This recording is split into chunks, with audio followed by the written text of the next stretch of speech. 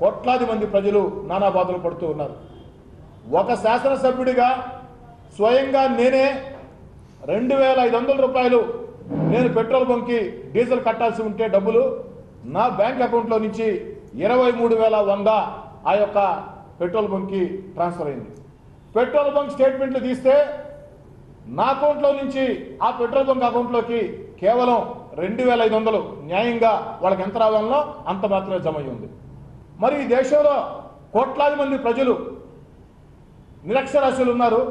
ఆ నిరక్షరాస్యులు ఇలా కార్డులు వాడి అసలు వాళ్ళ అకౌంట్లో నుంచి ఎంత పోయిందో ఎంత వచ్చిందో తెలియని పరిస్థితుల్లో రేపటి రోజు వాళ్ళ డబ్బులకి ఎవరు జవాబుదారీ? అవి స్వైపింగ్ మిషన్లు కాదు, స్వీపింగ్ మిషన్లుగా మారిపోయినాయి. హరీష్ రావు గారేమో సిద్దిపేటలో గుట్టు చప్పుడు కాకుండా 2,000 ఇళ్లు కట్టుకుంటున్నాడు అధ్యక్ష. మరి మా దగ్గర మీరు కాదు, మీరు ప్రజలకు కట్టిస్తున్నారు. మేము ఎమ్మెల్యేలేం కాదు అధ్యక్ష. మరి మేము కట్టేది అధ్యక్ష. మా దగ్గర ఉన్న ప్రజలు ఆంధ్ర ప్రజలు అధ్యక్ష, తెలంగాణ వాళ్ళు కాదా?